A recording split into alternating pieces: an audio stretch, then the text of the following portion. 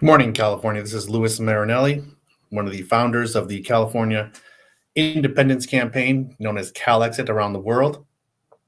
And I'm just starting to begin this new channel, which is going to be broadcast live on our Twitter account, Facebook accounts, YouTube accounts, to discuss some of the important issues of the day with the people of California, the people of the United States, people of the world. Whoever wants to turn in and tune into our channel can participate in these conversations that we're going to take place semi-regularly over the next several months and into the next year, because there are a lot of things going on and we have a lot of things to talk about.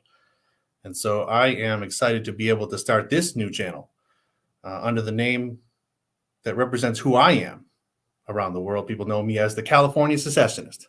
And so that is the project that we are now launching under the Yes California campaign, is the project, the California Secessionist. That's me, Louis Marinelli. And I wanted to get right into it, actually. So, like I said, we're going to be launching this campaign. We're continuing the campaign for California independence. We're going to be launching this campaign called the California Secessionist. And I will be reaching out whenever possible throughout the course of the week, a couple of times a week, around this time every time, sometime in the early morning, sometimes in the later morning, sometimes in the early afternoon, to discuss some of the issues of the day. And so one of the things that I wanted to discuss, because it affects me personally, and I have personal experience with it because I live overseas, as many of you know, and the media has certainly drawn a lot of attention to the fact that I live overseas, but I don't see it to be a problem, nor do I think most of the people of California see it to be a problem. And so right now we have a situation, partly because of the pandemic, partly because of other issues, where the American embassies around the world, a lot of them, are currently unable to serve American citizens who are living overseas. Staffing issues at the embassies are preventing, for example, the American embassy in Moscow from offering some basic services to American citizens and some basic services to the citizens of other countries who,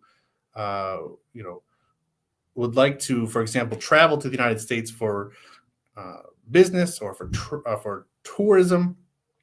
They're not currently able to do that because, for example, in Moscow, and a lot of you people may not really know this right now, but in Moscow, the embassy here is not offering visa services to anybody, right? And so I am an American citizen. My daughter is an American citizen, so that was good. We were able to get that done. But we're not able to get, and we weren't able to get a visa for my wife, which is why I was not able to participate in the recall election earlier this fall, was because I was not prepared to come to California alone without my family, campaign around the state for governor without being able to first secure a visa for her. However, I think that we're going to be able to do that. I think that we're going to be able to do that because we're actually heading out, I think, later this fall to Uzbekistan. We have to go to Uzbekistan because there, perhaps there's an opportunity for us to at least get an application for a visa in and accepted and processed by the American embassy there. So because of the fact that the American embassy in Moscow is not issuing visas to anybody right now, we have to travel overseas. And we've actually been looking at many different options. And so there's been options in, for example, the surrounding countries where we live now. So we're talking about places like Latvia, Lithuania, Estonia. Those countries are not accepting right now nationals from third parties, third countries. So, for example, if you're a citizen of Russia, you can't go to Latvia and apply for an American visa there because they're not accepting people from other countries. Same thing is true in most other countries surrounding Russia.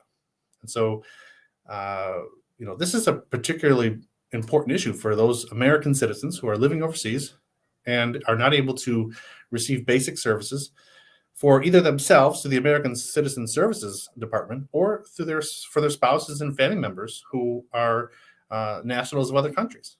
And so this really kind of points to, I think, a failure at the State Department, which is, of course, a failure of the Biden administration. Right now, we have, particularly to Russia, we have a president of the United States, Joseph Biden. We know he is a political figure who has been in Washington for decades, like 50 years. We know that he's been in Washington for 50 years. He's a child of the Cold War, and so when he got elected president, he still is stuck in that Cold War. He still thinks that Russia is the Soviet Union and we have to stand up against the Soviet Union and contain Russia like we tried to contain communism. And so he's still fighting that war, still fighting that Cold War against Russia, the result of which is this sanctioned war between Washington and Moscow now. The result of that, of course, is this situation with the embassy here in Moscow not being able to serve the basic needs of American citizens. And so, personally, I look at Joe Biden and I see him as the problem here, because if we could get a better relationship between the United States and Russia, then we can restore basic, normal diplomatic relations between those two countries.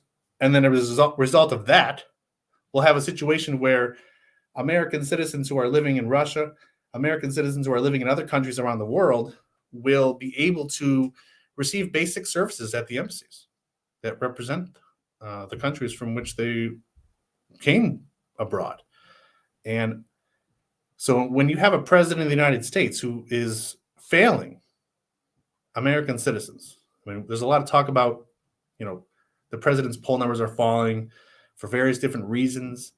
And I don't think there's a lot of attention brought to the fact about some of the reasons why, the current president of the United States is not such a competent and effective president. And so that's kind of the theme that I want to talk about today. I want to talk about not just Joe Biden. This isn't just about Joe Biden. And that's something I've been talking about for a long time, actually. It's not just about Joe Biden. It's not just about Donald Trump. It wasn't just about Barack Obama in 2014 when we started the Calix campaign. So it's not really about who the current occupant of the White House is at any given point in time. It's more about a broken and dysfunctional federal government. And that is going to be the theme of this discussion today. And so let's get into it. I talked a little bit about that. I wanted to plug a little bit about the American Embassy thing because that's something that directly impacts me. Doesn't impact most Californians. You got the opportunity to live in beautiful California, the great weather, the great climate there, all the beautiful landscaping.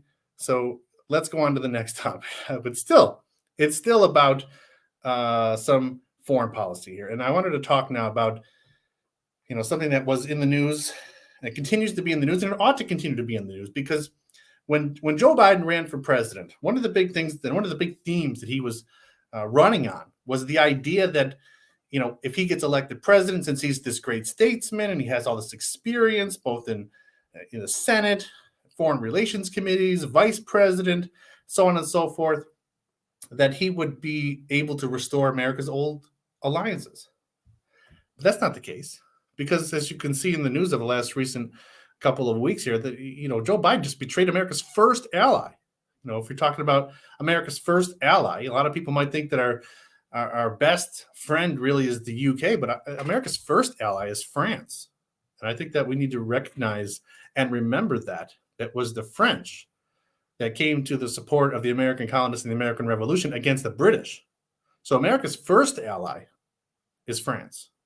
And I think that we need to do a better job of recognizing that. However, we have a president of the United States now who betrays France, signs a deal with Australia for that nuclear sub deal with Australia and the UK, leading to France withdrawing and taking their ambassadors back from the United States. And I was looking in the internet. I was trying to find when the last time was that France withdrew their ambassadors from the United States, and I couldn't find it. So if anybody's out there watching and they can find that information, when the last time, except for under Joe Biden, the French withdrew their ambassadors to the United States, I'd be very interested to know about that. So I'm trying to draw a picture right now of this State Department in the United States is completely, I think, a failure. And that's all under Joe Biden's foreign policy, is all under Joe Biden's management of the federal government. And it points to the fact that the federal government is not working for the American people. And thereby, we can say it's not working for the people of California. And so, there's another area where, of course, we all know, and there's been so much been said about it. This situation with Afghanistan, complete debacle, an embarrassment. And anybody who is an American citizen and watched what happened there can only be embarrassed. Even the people who are diehard Joe Biden fans, which I don't think there are, quite frankly, very many of them. Those people who voted for Joe Biden voted mostly, I think, against Donald Trump than for Joe Biden. Joe Biden is just not that exciting. He's not that interesting. So if we take that into consideration, everybody's got to be basically embarrassed by what happened in Afghanistan. And not only embarrassed, but also angry. And it's justified because we spent 20 years there for it to fall in less than a week. So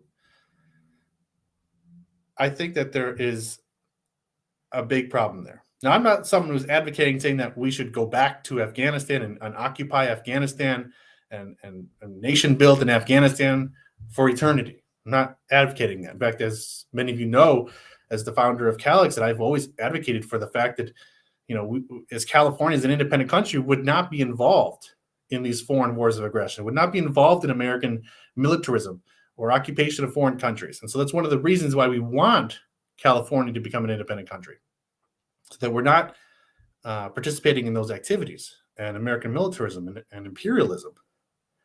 But having said that, California is a part of that. And we've put our resources there into Afghanistan. And I'm not just talking about financial resources or technology. I'm talking about human lives. Californians fought and died in Afghanistan, and the country fell in days under the leadership of Joe Biden. I think it's a debacle. I think it's a disaster. It's a complete disaster. And again, it points to how this president of the United States is a failure. Now, when we were seeing those videos of the Afghan people trying to somehow get aboard a plane getting out of Afghanistan, and I was out there saying that we should go back, send those troops back to Afghanistan, not to fight the Taliban, but to secure the airport and to secure the country so that the people there won't be slaughtered and the people there won't be harmed, especially at a minimum. We have to protect those people, those Afghans who risk their lives helping America's mission in Afghanistan. And that is also where we fail as a country. We abandon so many people who put their lives on the line to help Americans in the Middle East. That's bravery and courage, and we just completely did the opposite and abandoned them there to meet some deadline, to meet some arbitrary deadline. It's sickening, to be honest. I think that we need to have a president of the United States who's going to not worry so much about deadlines as they're worried about doing the right thing. And unfortunately, we don't have that now. What we should be doing in Afghanistan is making sure that all of our people got out safely and that all of our allies there who helped us for 2 decades also got out safely. That didn't happen. That's a failure. It's a debacle. And the whole country is ashamed of it. That's a fact. Now, I was watching testimony in the Senate, I believe it was, not too long ago. And one of the ways that could have been done is if we kept Air Force Base open there. If we had kept the Air Force Base open there and used that as an evacuation point, then we would have been able to have those grounds secured. And the people that we wanted to get out could have gotten out safely. And we wouldn't have seen those images of those people rushing to get on those planes, to somehow get out of danger. And so I think that there's more that can be done there. And unfortunately, we have a president of the United States. Again, it's not really important so much right now, who the president is, because the Afghanistan evacuation is over with. We're not going to go back there now. But it just points to the fact that the president of the United States, the current president of the United States, is so incompetent, and so unable to meet the challenge. And it's ought to be something that most people are recognizing and are starting to be concerned about, because we are currently, anyway, the United States of America. We have a lot of responsibility and we have a lot of weight on our shoulders, and we don't have a strong leader to bear that weight. Let's turn things. I think I've painted the picture of a couple of examples where things are failing for the United States overseas.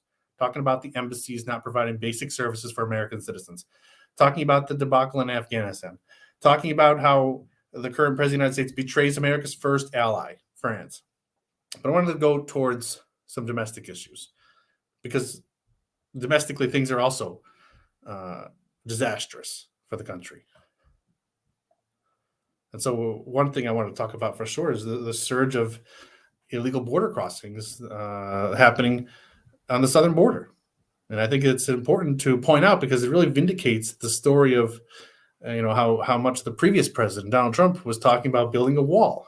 Now, let me say it like this. I am an American citizen who lives overseas. I have a foreign wife. My child is now a dual citizen. So I'm not against immigration, and I'm not against immigrants. And I think anybody was trying to or tries to say that I am against immigrants, I think has an uphill battle ahead of them to do so. With that being said, we have to have a border, and we can't allow people to illegally cross the border. Now, I'm not calling them illegal immigrants. I'm not going to get into adjectives. I don't like to get in those adjectives, the culture battle with adjectives here. But the fact of the matter is, whether you're going to call them illegal aliens or illegal immigrants or undocumented immigrants or refugees, they're crossing the border illegally. And that's the position that I take. They are crossing the border illegally, and we have a country that has borders. We have a responsibility to protect our borders and to ensure that those borders are closed, except where their entry points exist. Entry points exist for a reason. And we need to make sure that people who are coming to the United States, whether it be for travel, if they can get a visa, or for business, or because they're looking for safety and they're trying to escape, for example, what's happening in Haiti right now, or they're trying to escape what's happening in Central America, they need to come to America legally, and they need to come through the entry point like everybody else. And that's the problem right now. We don't have a wall there to stop people from crossing the border illegally into Texas. We should have a wall to stop people from illegally crossing the border into Texas. And I'm not just talking here about the migrants or the people who are escaping poverty or harsh conditions or danger or life and death situations in other parts of the world. I'm talking about people crossing the border for other illegal reasons. Trafficking, for example. I mean, there are so many reasons why a wall would be useful, so that people would be required to enter the United States through an entry point where they can be checked and where they can enter the United States illegally. And so I think that this is an example of where the current president of the United States is failing domestically, because we don't have a president who's willing to stand up and do what's right. And right now, when you take the office of, take an oath to be president of the United States, you have a responsibility to protect the country. And how are you protecting the country if you have a sea of illegal border crossings? People coming into the country, you don't even know who they are in the midst of a pandemic. Now, I'm not going to talk much about the pandemic, but there is a pandemic going on right now. And we have people coming in from all around the world, and they're not wearing any masks. We don't know their vaccination status. We don't know their status on other health issues, and they're just pouring into the country. That is a public health concern. Let me say that again. That is a public health concern. I know that, for example, when I want to, I'm an American citizen. When I want to come back home, now I've been in Russia for over 670 days due to the pandemic. When I want to come home, I need to get a negative COVID test to enter the country. To enter my own country, I will need to present a negative COVID test. And I'm fine. I'll do that. No problem. I can do it at the airport. The results will be ready within an hour. I'll board the plane. I'll come home. If we're able to secure a visa for my wife, she's not a U.S. citizen. She will need to show her proof of vaccination.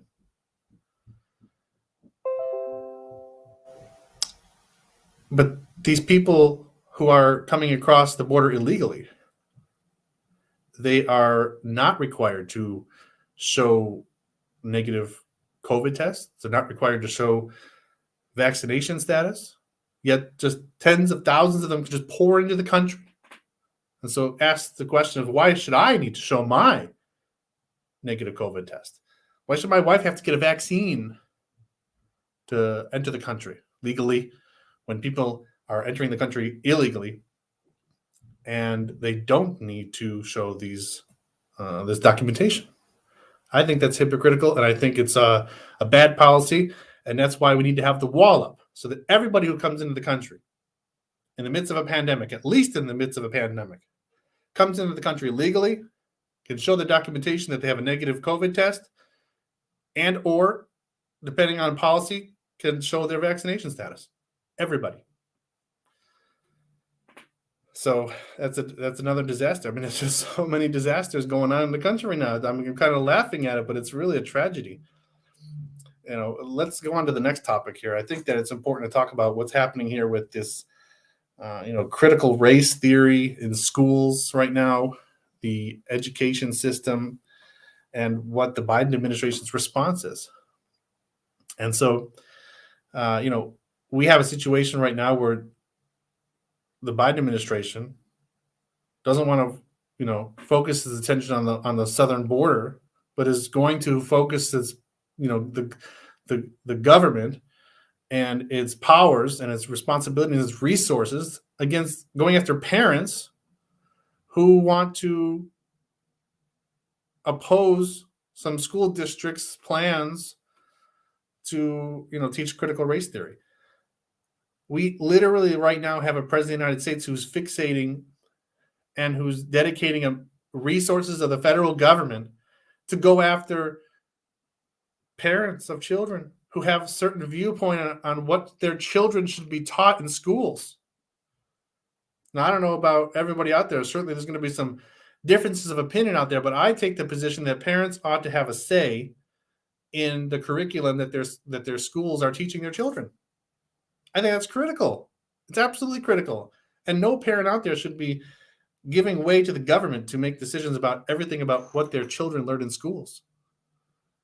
And so I applaud those parents who are willing to go to those school board hearings, willing to go to the city hall and the city council hearings and stand up and say something against whatever it is that they don't agree with. That's the American way. It's the California way. We speak up when we see something wrong, and we speak up and we say that we see something wrong. And we speak up when we feel that things are not going the right way. That's what we do in this country. And so now, under the Biden administration, when we do that, all of a sudden, the president mobilizes the attorney general to go after these people. Now, I just think it's comical because it's kind of a comical tragedy. Because, again, for 4 years when Donald Trump was president, all we heard all the time was that he was a fascist. And I think that right now, when you mobilize the government to go after your own people who dissent, that is closer to the definition of fascism than anything that Donald Trump ever did.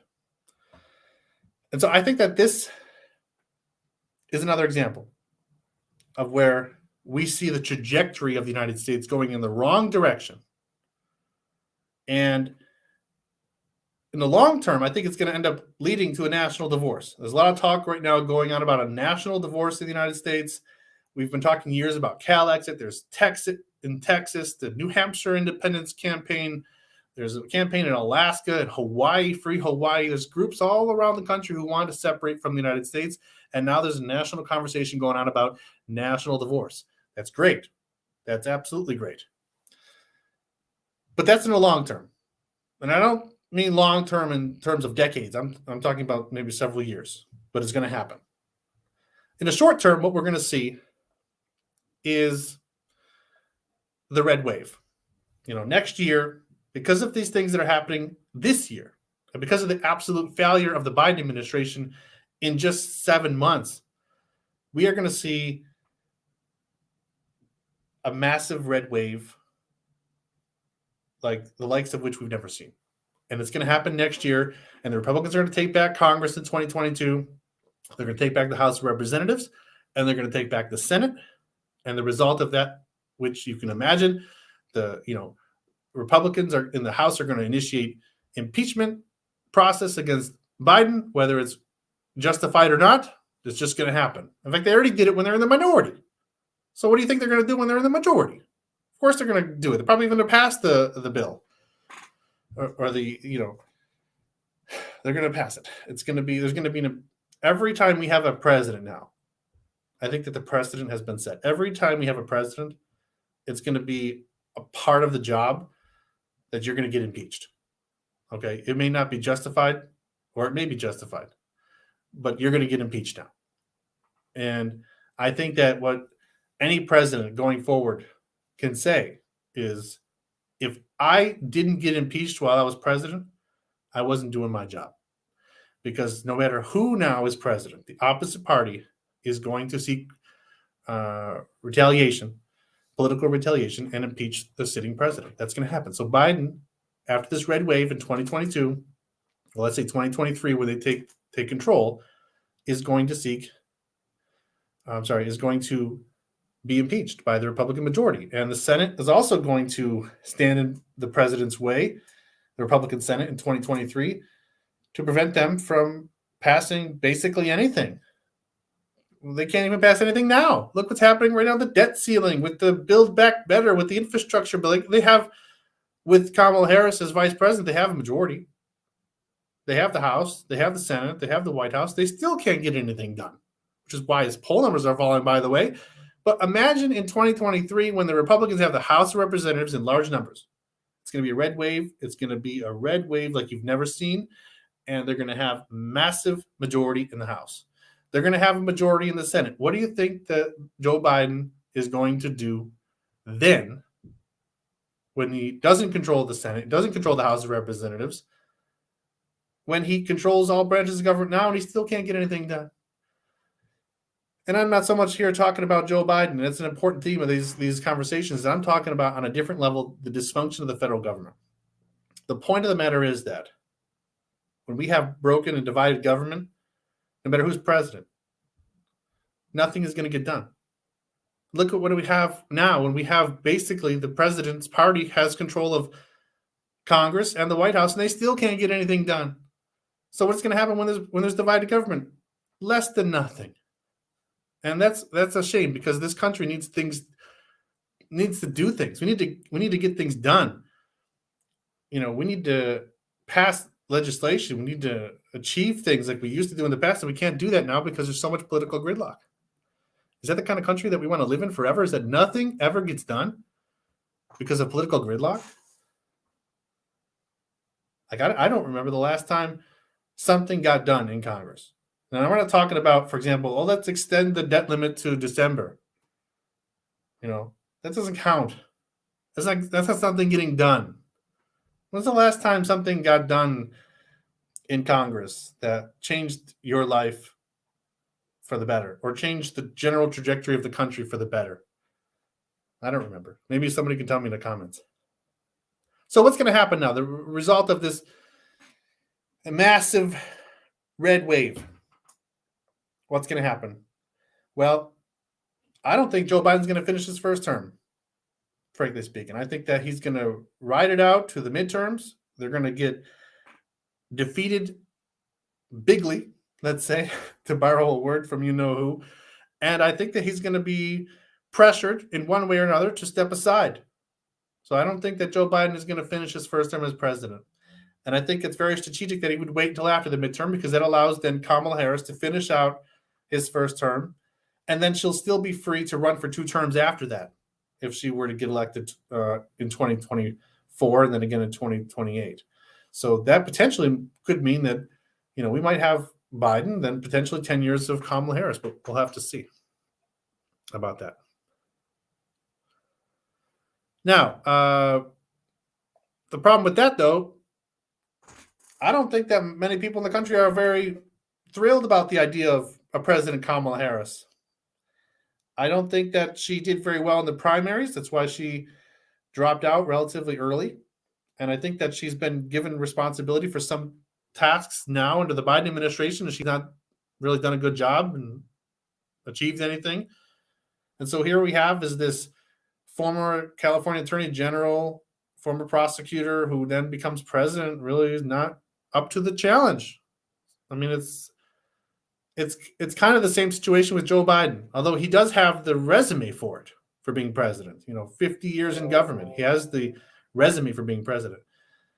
And he's not up to the challenge. Well, it's not up to the challenge because of, because of 50 years in government.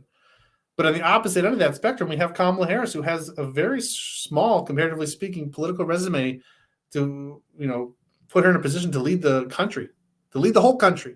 Maybe she's a great prosecutor. Maybe she's a great attorney general. It doesn't mean that she can be president.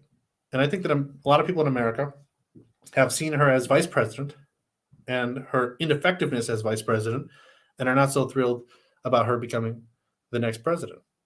So what that means is that a perfect storm is now brewing for Donald Trump to become the Republican nominee in 2024 and then get that nomination for the Republican Party and then go up against Kamala Harris or, hey, maybe even Joe Biden. Two incompetent presidents, no matter which one it is, that not a lot of people are liking right now. They're failing at the tasks at hand. And it's going to be an opportunity for Donald Trump to go, hey, I told you so. Miss me yet? And it's going to be a perfect opportunity for him to get reelected in 2024. And it's not because maybe Donald Trump is going to have some great platform to save America, like he'll say. He's going to save America. And I'm sure, he's going to remind us, and everyone's going to remind us that 2024 is the most important election in your lifetime. Just like 2020 was the most important election in your lifetime. And by the way, 2016 was also the most important election in your lifetime. Fork in the road.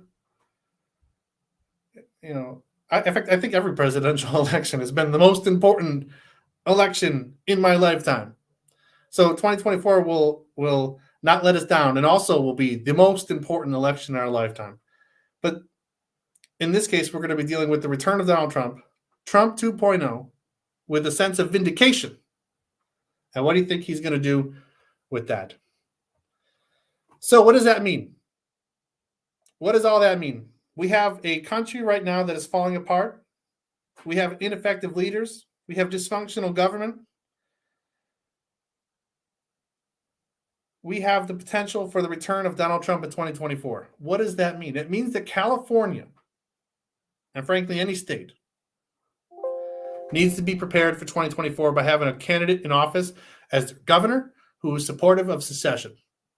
We need a governor in California who is prepared to take the steps necessary for California to secede from the Union in 2024 or beyond when Donald Trump gets reelected. And I'm returning to California in the coming months, and I will be campaigning and participating in the 2022 primary to run for governor against Gavin Newsom. And that's really why I wanted to come out here and start to do these conversations, to introduce myself, reintroduce myself to the people, and so everyone knows where I stand on the issues, and to talk about why we need a national divorce, because I will, in fact, be the first national divorce candidate in the United States. My platform is about California secession, but it's also on a larger scale about national divorce. And so I will be running in 2022 for governor on a platform of national divorce. And I will be talking about national divorce in my next show later this week. I thank everyone for your attention. And I hope that you'll tune in next time for episode 2, when I go into more detail about national divorce. You can visit my website at lewismarinelli.com. Thank you.